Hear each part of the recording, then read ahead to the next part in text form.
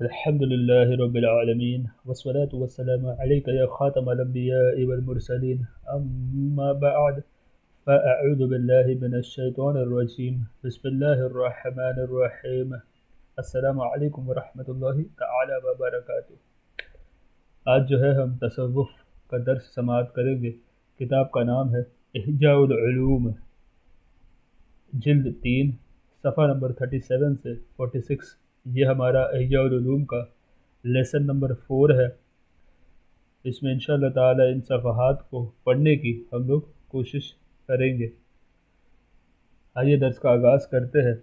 دل پر مہر کر دینے سے کیا مراد ہے؟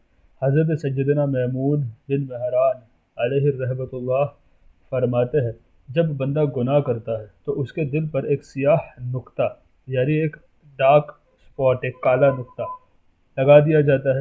اگر وہ اس گناہ سے باز آ جائے اور توبہ کر لے تو وہ سیاہی صاف کر دی جاتی ہے، لیکن اگر وہ دوبارہ گناہ کرے تو سیاہی پہلے سے زیادہ کر دی جاتی ہے۔ یوں ہی آہستہ آہستہ سیاہی دل کو ڈھانپ لیتی ہے، پورا کور کر لیتی ہے۔ دل پر مہر کر دینے سے یہی مراد ہے۔ اللہ اکبر۔ مومن اور کافر کا دل۔ حضور نبی اکرم صلی اللہ تعالی علیہ وآلہ وسلم نے ارشاد فرمایا، یعنی مومن کا دل صاف ہے اور اس میں چراغ روشن ہوتا ہے، جبکہ کافر کا دل سیاہ اور اندھا ہوتا ہے۔ اللہ اکبر۔ خواہشات کی مخالفت کرتے ہوئے اللہ تبارک و تعالیٰ کی طاعت کرنا، یعنی اس کی اطاعت کرنا، اس کی فرما برداری کرنا، طاعت کرنا دل کو صاف کرتا ہے، جبکہ اللہ تبارک و تعالیٰ کی نافرمانی دل کو سیاہ کرتی ہے۔ تو جو شخص گناہوں میں پڑا رہے اس کا دل سیاہ ہو جاتا ہے، اور جو گناہ سرزد ہونے کے بعد نیکی کر لے تو گناہ کا اثر زائل ہو جاتا ہے، یعنی اس کا اثر چلا جاتا ہے، اس کے دل پر سیاہی نہیں چھاتی، البتہ اس کے نور میں ضرور کمی آ جاتی ہے۔ جیسا آئینے کو پھونک مار کے صاف کیا جائے تو اس پر کچھ نہ کچھ میل باقی رہ جاتا ہے، یعنی اس کے دل کے اوپر سیاہی تو نہیں چھاتی، لیکن نور جو ہے مکمل نور اس کو اس نیکی کا حاصل نہیں ہوتا، اس میں کمی رہ جاتی ہے، کیونکہ وہ گناہ کرتا ہے اس کے بعد نیکیاں کرتا ہے۔ دل کے اقسام۔ اللہ تبارک و تعالیٰ کے محبوب دانۂ غیوب صلی اللہ تعالیٰ علیہ وآلہ وسلم نے ارشاد فرمایا، دل 4 طرح کے ہوتے ہیں۔ نمبر 1، صاف ستھرا دل جس میں چراغ روشن ہو، یہ مومن کا دل ہے۔ نمبر 2، سیاہ اور اندھا دل، یہ کافر کا دل ہے۔ نمبر 3، بند غلاف میں موجود دل، یعنی قبر کے اندر، بند قبر کے اندر دل، یہ منافق کا دل ہے۔ اور چوتھا، وہ دل جس میں ایمان اور نفاق دونوں جمع ہو۔ ایسے دل میں ایمان کی مثال اس سبزے کی سی ہے جس کی نشو و نما صاف پانی سے ہو، اور نفاق کی مثال اس زخم کی طرح ہے جو گندگی اور پیپ کے سبب بڑھتا چلا جائے۔ تو ان دونوں میں سے جو مادہ بھی دل پر غالب آ جائے اس کا حکم جاری ہوگا، یعنی اگر نفاق اس کے دل پر غالب ہوگا تو وہ حکم ہوگا، اگر اس کے دل پر جو ہے ایمان اس کے دل کے اوپر غالب آ جائے تو اس کے اوپر مومن کے دل کا حکم ہوگا۔ ایک روایت میں ہے کہ دل کو وہی مادہ لے جائے گا، یعنی جو غالب ہوگا وہی لے جائے گا۔ تو نفاق سے مراد ہوتا ہے ہپوکریسی، منافقت جو ہوتی ہے نا، ہپوکریسی کرنا، کہنا کچھ اور ماننا کچھ، ویسا۔ اللہ تبارک و تعالی ارشاد فرماتا ہے، ان الذین اتقوا اذا مسهم طائف من الشیطان تذکروا فاذا هم مبصرون۔ اس آیت روایت سے واضح ہو گیا کہ دل کی نورانیت اور بصریت اللہ تبارک و تعالیٰ کے ذکر سے حاصل ہوتی ہے، اور اللہ تبارک و تعالیٰ کا ذکر وہی کرتے ہیں جو اس سے ڈرتے ہیں۔ معلوم ہوا کہ تقوی ذکر الہی کی بنیاد ہے۔ اللہ تبارک و تعالیٰ کے ذکر سے ہی انسان کو کشف کی نعمت حاصل ہوتی ہے، اور کشف انسان کی بڑی کامیابی ہے، اور یہی کامیابی اللہ تبارک و تعالیٰ سے ملاقات کا سبب بنتی ہے۔ سبحان اللہ۔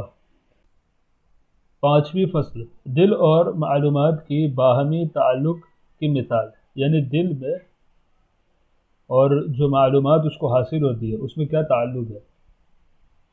جان لیجئے کہ علم کا ٹھکانہ دل، یعنی تمام اعضاء کو چلانے والا یہ ربانی لطیفہ ہے، اور تمام اعضاء اس کے خادم اور فرما بردار ہے۔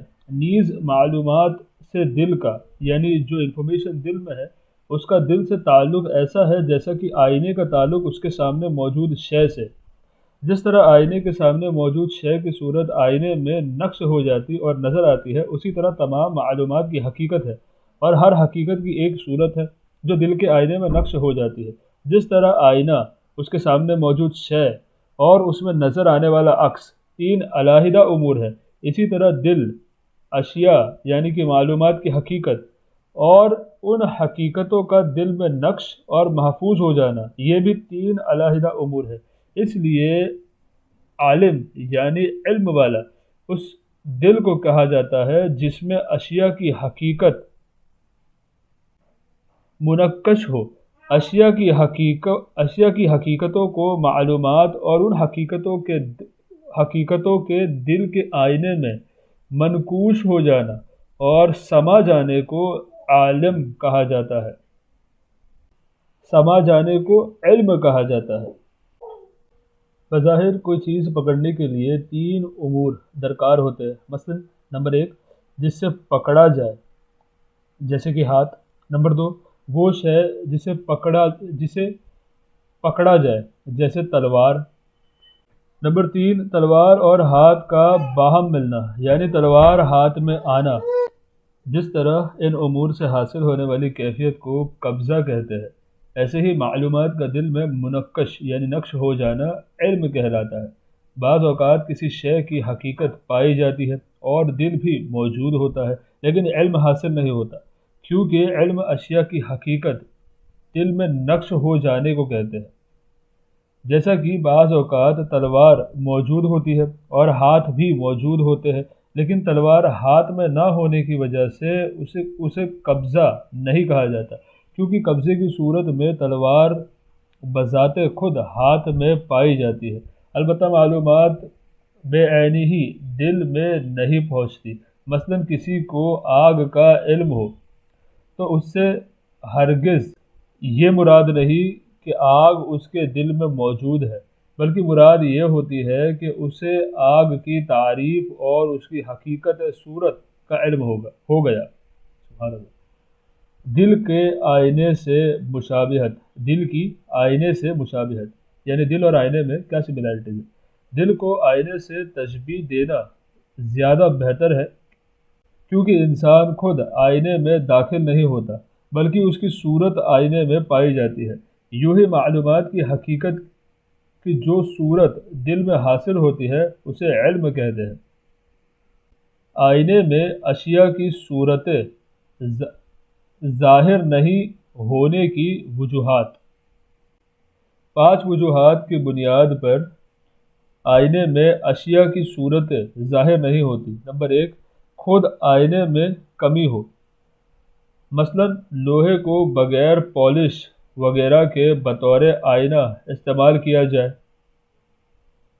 نمبر 2 لوہا اگر پالش کیا بھی ہو لیکن وہ خود بے حد خراب ہو۔ نمبر 3 شے خود آئینے کے پیچھے ہو، یعنی آئینے کے سامنے نہیں، آئینے کے پیچھے ہو۔ نمبر 4 آئینے اور اس کے سامنے موجود شے کے درمیان پردہ حائل ہو۔ نمبر 5 مطلوب شے کی سمت معلوم نہ ہو کہ اس کی طرف آئینے کو پھیرا جائے، یعنی وہ چیز کہاں رکھی ہے یہ ہم کو پتہ نہیں کہ ہم آئینے کو اس کی طرف پھیرائیں۔ یہ نمبر 5 تھا۔ دل چونکہ آئینے کی مثل ہے، اسے اس لیے پیدا کیا گیا ہے کہ تمام امور اس پر حق تعالی کی تجلی سے روشن ہو جائے۔ یہی وجہ ہے کہ آئینے کی طرح دل بھی 5 وجوہات کی بنا پر تمام امور میں حق تعالی کی تجلی سے محروم رہتا ہے، اور اس محرومی کے سبب اسے اشیاء کی حقیقتوں کا علم حاصل نہیں ہوتا۔ سبحان اللہ۔ حق تعالی کی تجلی سے دل کی محرومی کی 5 وجوہات۔ پہلی وجہ، اس تجلی سے محرومی کا ایک سبب خود دل میں کمی ہو رہا ہے، جیسے کہ بچے کا دل۔ اس کمی کی وجہ سے بچے پر اشیاء کی حقیقت واضح نہیں ہوتی۔ دوسری وجہ، گناہوں اور خواہشات کی کثرت کے سبب دل پر جو گندگی اور خباثت جمع ہو جاتی ہے، اس کی وجہ سے بھی دل حق تعالی کی تجلی سے محروم کر دیا جاتا ہے کہ گناہوں کی کثرت دل کی طہارت اور نورانیت زائل کر دیتی ہے، اور اگر گندگی اور تاریکی کے سبب دل پر حق ظاہر نہیں کیا جاتا، اور اس گندگی اور تاریکی کے سبب دل پر حق ظاہر نہیں کیا جاتا۔ اس حدیث مبارک میں اس جانب اشارہ ہے، چنانچہ مروی ہے کہ رسول اللہ صلی اللہ تعالی علیہ وآلہ وسلم نے ارشاد فرمایا، یعنی جو شخص گناہ کرتا رہتا ہے اس کی عقل زائل ہو جاتی ہے، پھر کبھی واپس نہیں آتی۔ اللہ اکبر۔ اس حدیث پاک سے مراد یہ ہے کہ گناہوں کا میل جس دل میں داخل ہو جائے، اس دل سے اس کا اثر زائل نہیں ہوتا، اگرچہ گناہ کے بعد نیکی کرنے سے اس گناہ کو مٹا دیا جاتا ہے، کیونکہ جس دل نے گناہ نہ کیا ہو جب وہ نیکی کرتا ہے تو یقیناً اس کی نورانیت میں اضافہ ہو جاتا ہے، لیکن جس دل نے گناہ کیا ہو اس کی نیکی کرنے پر اس کا گناہ مٹایا جاتا ہے، اسے یہ فائدہ حاصل نہیں ہوتا کہ اس کے نور میں اضافہ کیا جائے۔ یہ بہت بڑا نقصان ہے، اور ایسا نقصان ہے جس کا کوئی بدل نہیں۔ اللہ اکبر۔ کیونکہ جو آئینہ گندا ہونے کے بعد صاف کیا جائے وہ کبھی اس آئینے کی طرح نہیں ہوتا جو گندا ابھی نہ ہوا ہو، یعنی ایک دم نیا ہو، لیکن چمکنے کے لیے اسے صاف کیا جائے، یعنی ایک دم نیو آئینہ اور جو ہے خراب آئینہ پھر اس کو صاف کیا گیا، یہ کبھی سملر نہیں ہو سکتا۔ معلوم ہوا کہ اللہ تبارک و تعالیٰ کی بارگاہ میں جھکے رہنا اور خواہشات کی پیروی نہ کرنے سے ہی دل کی نورانیت اور پاکیزگی میں اضافہ ہوتا ہے۔ اس کے متعلق اللہ تبارک و تعالیٰ ارشاد فرماتا ہے، ترجمہ کنز ایمان، اور جنہوں نے ہماری راہ میں کوشش کی ضرور ہم انہیں اپنے راستہ دکھائیں گے۔ سبحان اللہ۔ یہ سورہ عنکبوت کی آیت تھی۔ منقول ہے کہ جو اپنے علم پر عمل کرتا ہے، اللہ تبارک و تعالیٰ اسے وہ علم بھی عطا فرما دیتا ہے جو وہ نہیں جانتا۔ سبحان اللہ۔ تیسری وجہ، حق تعالیٰ کی تجلی سے محروم ہونے کی ایک وجہ دل کا مطلوب حقیقت کی سمت سے پھر جانا بھی ہے، یعنی جو حاصل کر رہا ہے اس کو چھوڑ کر کے دوسری جگہ مائل ہو جانا، کہ بعض پرہیزگاروں اور فرما برداروں کا دل اگرچہ صاف ہوتا ہے لیکن وہ رب تعالیٰ کے انوار و تجلیات سے روشن نہیں ہوتا، کیونکہ ان کا مطلوب اور ان کی تمام تر توجہ کا مرکز صرف ذات باری تعالیٰ نہیں ہوتا، بلکہ کبھی وہ بدنی عبادت میں مصروف ہوتا ہے اور کبھی طلب معاش اسے مصروف رکھتی ہے۔ اللہ تبارک و تعالیٰ کی معرفت حاصل کرنا اور اس کے پوشیدہ حقائق جاننے کی کوشش نہیں کرتا، اس لیے اس پر اعمال کی آفات، نفس کی پوشیدہ عیوب اور معاش مسائل میں سے وہی ظاہر ہوتے ہیں جن کے بارے میں وہ غور و فکر کرتا ہے۔ جب عبادات کے ساتھ دنیاوی امور میں مشغول رہنے والے پر رب تعالیٰ کے انوار و تجلیات کا ظہور نہیں ہوتا، تو جو شخص دنیا اور اس کی خواہشات اور لذت کی پیروی میں ہی مصروف رہے، اس کے بارے میں تمہارا کیا خیال ہے؟ کیا وہ حق تعالیٰ کی تجلی سے محروم نہیں ہوگا؟ چوتھی وجہ، باری تعالیٰ کی تجلی سے محروم کی ایک وجہ حجاب یعنی پردہ ہے، کہ جو شخص خواہشات کو مغلوب رکھتا ہو، فرما بردار ہو اور اشیاء کی حقیقتوں میں غور و فکر بھی کرتا ہو، اس پر حق تعالیٰ کی تجلی منکشف نہ ہونے کی وجہ اور ان کے درمیان حائل ہونے والا پردہ ہے، یعنی اس کا برا عقیدہ ہوتا ہے۔ یہ پردہ جو ہے اس کو برے عقیدے سے یہاں پر تشبیہ دی گئی ہے۔ جو بچپن میں اس نے اپنے بڑوں کی تقلید کرتے ہوئے اور اچھے گمان کرتے ہوئے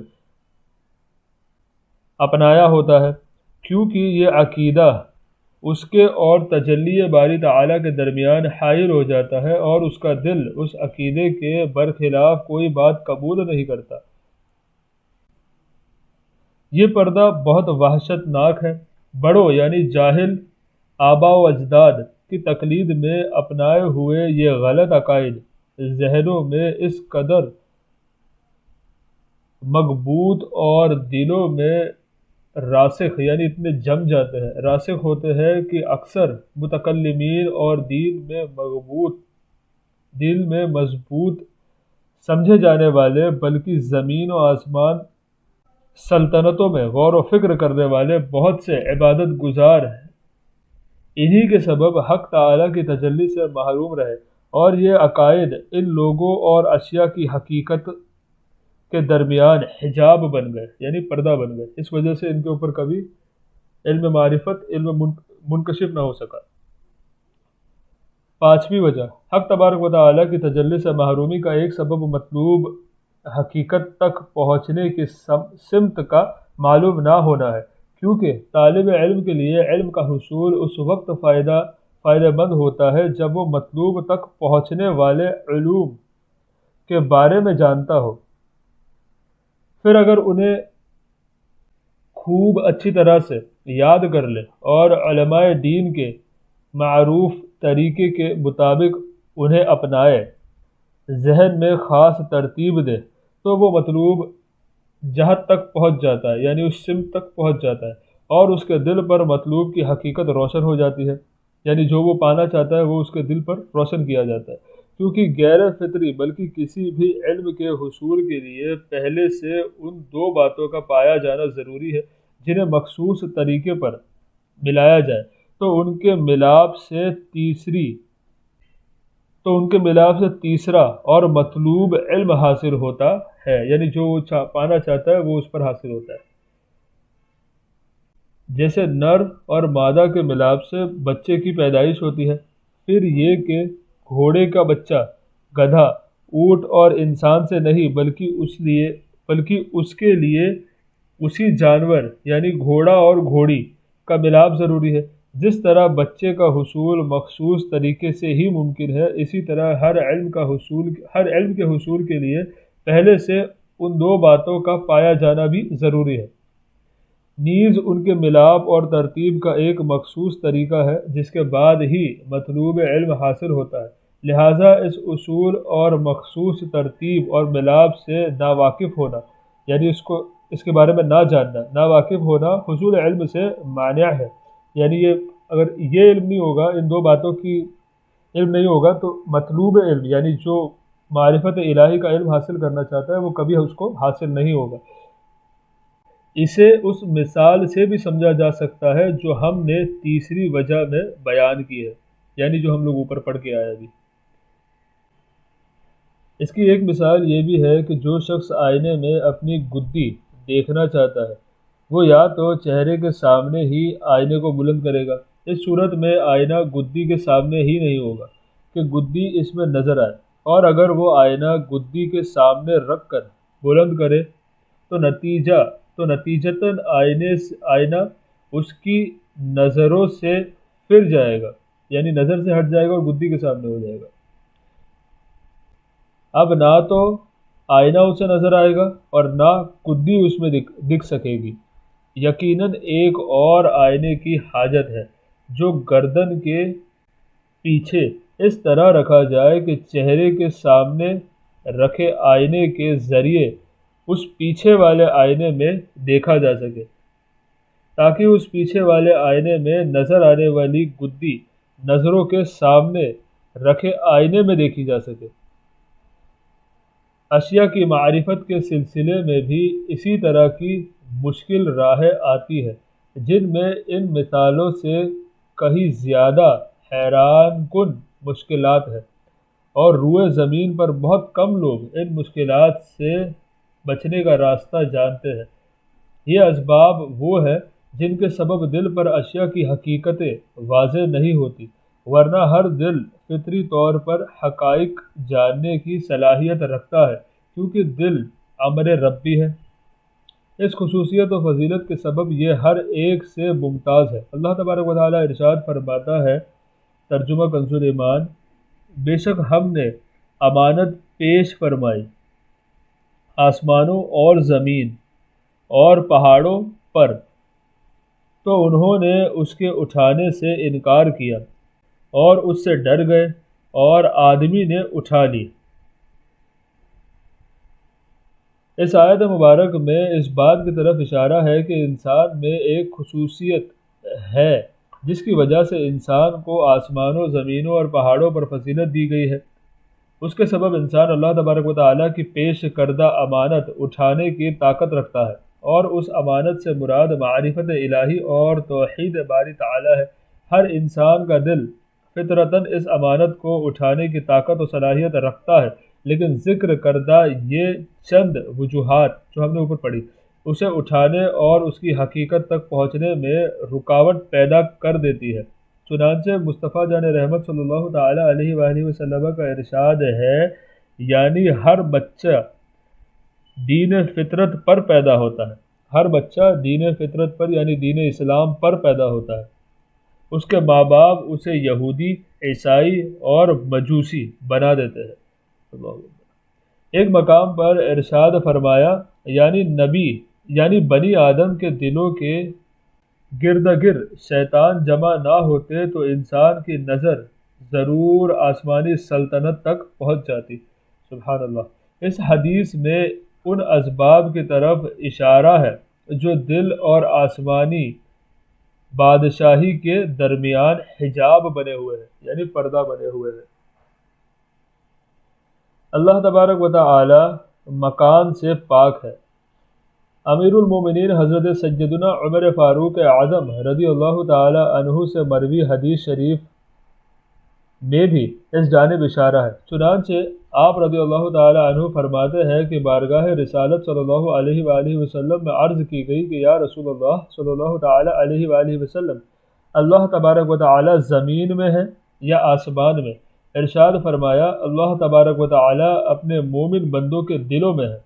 سبحان اللہ۔ حدیث پاک میں ہے کہ اللہ تبارک و تعالی ارشاد فرماتا ہے، میری رحمت کا احاطہ زمین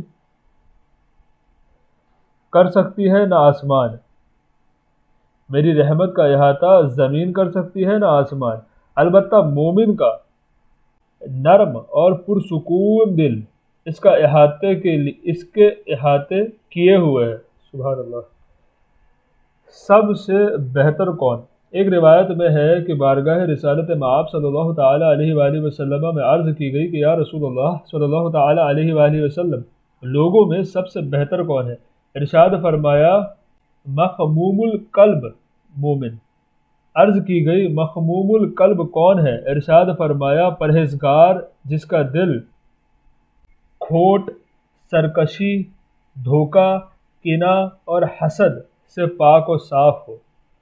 اس لیے امیر المومنین حضرت سیدنا عمر فاروق اعظم رضی اللہ تعالی عنہ نے فرمایا، میرے دل نے اللہ تبارک و تعالی کی زیارت کی ہے، کیونکہ پرہیزگاری کے سبب ان کے دل سے حجاب اٹھا دیا گیا تھا، اور بندے اور اللہ تبارک و تعالی کے درمیان حائل پردہ جس کے دل سے اٹھا دیا جائے اس پر ظاہری باطنی تمام حقیقتیں روشن ہو جاتی ہے۔ اس وقت انسان نگاہ بصیرت سے دیکھتا ہے کہ جنت کا ادنا سا ٹکڑا تمام زمین و آسمان کے برابر ہے۔ سبحان اللہ۔ یقیناً جنت زمین اور آسمان سے بڑی ہے، کیونکہ زمین اور آسمان ظاہری دنیا سے تعلق رکھتے ہیں، وہ کتنے ہی پھیلے ہوئے ہو، لیکن ان کا کنارہ اور انتہا ضرور ہے، جبکہ باطنی علم ظاہری آنکھوں سے پوشیدہ، باطنی یعنی اندر کا جو علم ہے، جو معرفت جو ہے، جبکہ باطنی علم ظاہری آنکھوں سے پوشیدہ رہا ہے، جس کا ادراک نگاہ بصیرت سے ہی ممکن ہے۔ اس عالم کی کوئی حد اور انتہا نہیں، البتہ انسان کا دل ایک حد تک روشن ہوتا ہے جو اس کے لیے باطنی عالم کی انتہا ہوتی ہے، یعنی اس کی لمٹ کوئی ہے نہیں، لیکن جس کا دل جتنا ممتاز ہوگا، جتنا جو اس کے اوپر منکشف کیے جائیں گے علم، اتنا ہی اس کو دکھائی دے گا۔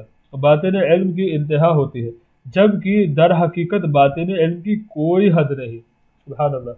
معرفت کے اعلیٰ مرتبوں پر فائز عارفین، عارف کہتے ہیں جس کو معرفت حاصل ہوئی ہے، عارفین فرماتے ہیں ظاہری اور باطنی، ظاہر اور باطن میں جس طرف بھی نظر کی جائے اللہ تبارک و تعالی ہی کی ذات ہے، کہ ذات باری تعالی تمام موجودات کو محیط ہے، کیونکہ در حقیقت وجود صرف اللہ تبارک و تعالی کی ذات اور اس کے افعال کا ہے، سلطنت اور مملوکات اور بندے سب اس کے افعال کی تخلیق ہے۔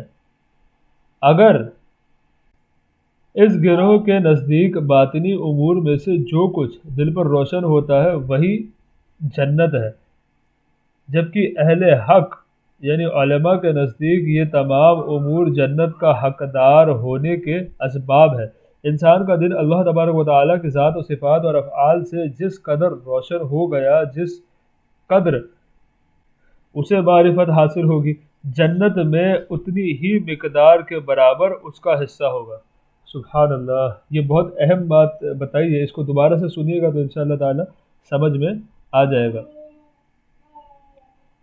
فرما برداری اور نیک اعمال کا مقصد دل کو ستھرا کرنا، پاکیزہ اور پر نور کرنا ہے، کہ اللہ تبارک و تعالی ارشاد فرماتا ہے، ترجمہ کنز الایمان، بے شک مراد کو پہنچا جس نے اسے ستھرا کیا۔ سبحان اللہ۔ نفس کی پاکیزہ اور ستھرا ہونے سے مراد اس کا نور ایمان اور معرفت الہی سے روشن ہونا ہے۔ مندرجہ ذیل یعنی نیچے آنے والی آیت مبارکہ سے یہی نورانیت اور روشنی مراد ہے۔ ترجمہ کنز الایمان، اور جس سے اللہ تبارک و تعالی راہ دکھانا چاہے اس کا سینہ اسلام کے لیے کھول دیتا ہے۔ سبحان اللہ۔ آیت نمبر دوسری آیت، ترجمہ کنز الایمان، تو کیا وہ جس کا سینہ اللہ تبارک و تعالی نے اسلام کے لیے کھول دیا تو وہ اپنے رب کی طرف سے نور پر ہے۔ سبحان اللہ۔ یہی روشنی اور تجلی ایمان ہے، یہی روشنی اور تجلی ایمان ہے۔ ایمان کے مراتب یعنی اس کے ڈیفرنٹ لیولز، ایمان کے مراتب اور ان کی مثالیں یعنی ایگزامپل سے ہم لوگ دیکھیں گے کہ ایمان کا ڈیفرنٹ لیولز کیا ہوتے ہیں اور اس کے تقاضے کیا ہے۔ ایمان کے 3 مرتبے اور درجے ہیں۔ پہلا درجہ عوام کا ایمان ہے، یعنی نارمل پبلک کا عوام کا ایمان ہے، یہ خالص تقلیدی ایمان ہے، یعنی یہ لوگ صرف کسی چیز کو فالو کرتے ہیں، کسی امام کو فالو کرتے ہیں، تقلیدی ایمان ہے۔ دوسرا درجہ علماء متکلمین کا ایمان، یہ علماء متکلمین وہ جو علم الکلام کے اوپر بات کرتے ہیں، یعنی عقائد کے اوپر۔ علماء متکلمین کا ایمان ہے، اس میں تقریر کے ساتھ ساتھ دلائل پر بھی نظر ہوتی ہے، یعنی ان کو پتہ ہوتا ہے کہ یہ چیزیں کہاں سے ثابت ہے، دلائل پر بھی نظر ہوتی ہے۔ یہ عوامی ایمان کے درجے سے کچھ قریب ہے۔ تیسرا درجہ عارفین کا ایمان، عارفین وہ ہوتے ہیں جن کو معرفت الہی حاصل ہوئی ہے۔ تیسرا درجہ عارفین کا ایمان ہے، اس طبقے کو نور یقین اور معرفت کی بدولت مشاہدہ بھی حاصل ہوتا ہے۔ سبحان اللہ، یعنی انہوں نے زیارت کی ہوتی ہے، ان کو پتہ ہوتا ہے، حقیقت میں انہوں نے دیکھی ہوتی ہے چیز، جیسے اللہ تعالیٰ کی شان۔ ویسے آج کا جو درس ہے وہ یہی تک ہم لوگ رکھتے ہیں، انشاءاللہ تبارک و تعالی اس کے آگے سے نیکسٹ لیکچر میں کنٹینیو ہوگا۔ تب تک کے لیے دعا کی درخواست۔ السلام علیکم ورحمۃ اللہ تعالی وبرکاتہ۔